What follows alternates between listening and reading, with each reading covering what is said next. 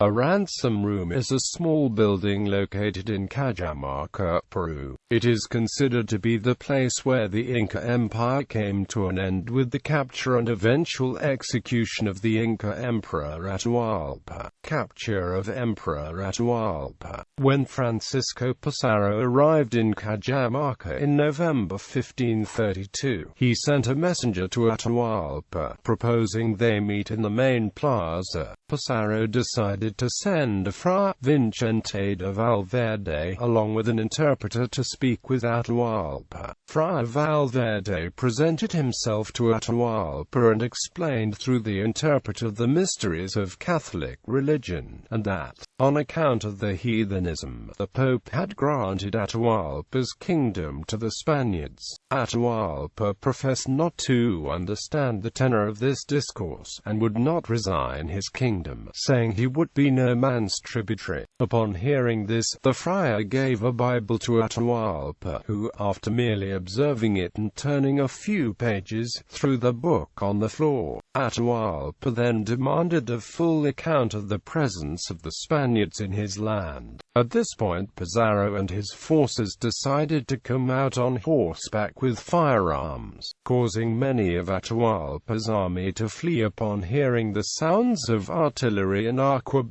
Many natives died as they tried to fight against the better-armed Spaniards. Thereafter Pizarro went on to look for Atahualpa himself, who was shielded by his faithful nobles who, in the end, were also captured by the Spaniards.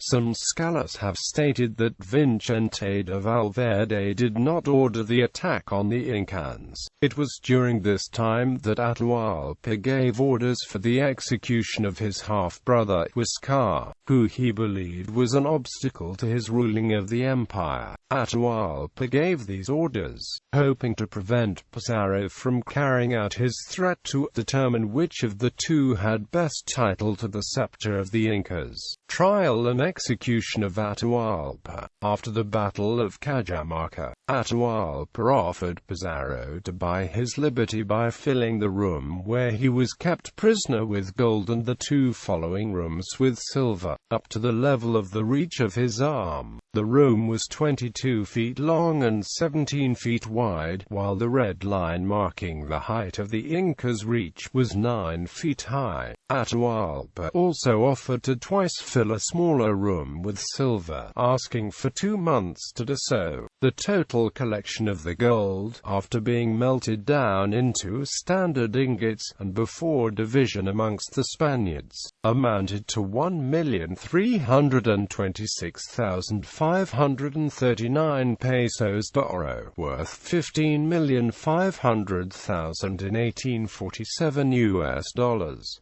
The silver amounted to 51,610 marks. Some of the most beautiful articles were saved for the emperor's royal fifth, which included vases, imitations of plants and animals, and a fountain. The Inca now demanded to be set free. Diego de Almagro demanded the Inca's death, necessary for peace and in the interests of the Spanish crown, though Pizarro and Hernando de Soto were reluctant. Pizarro finally conceded to a trial, acting as a judge alongside Almagro. The 12 charges included usurpation of the crown, assassination of his brother Huascar, squandering public revenues, idolatry, adultery, and attempting to incite an insurrection. He was found guilty and sentenced to be burned alive that night. Father Vicente de Valverde signed the judgment, stating, in his opinion, the Inca, at all events, deserved death. Atahualpa turned to Pizarro and exclaimed, "What have I done, or my children, that I should meet such a fate? And from your hands, too, you, who have met with friendship and kindness from my people, with whom I have shared my treasures, who have received nothing but benefits from my hands. 2 hours after sunset on the 29th of August, 1533, the Inca was prepared to be burned at the stake, when Friar Valverde offered death by garrote, if Atahualpa would consent to be baptized. The Inca agreed, assuming the name Wanda Atahualpa, in honor of John the Baptist. His last requests to Pizarro were that his remains be transported to Quito, and that he have compassion on his children. After Atahualpa was executed, the end of the Tahuantinsuyo was near, with the Spanish conquest of Peru. Thus, by the death of a vile malefactor perished the last of the Incas.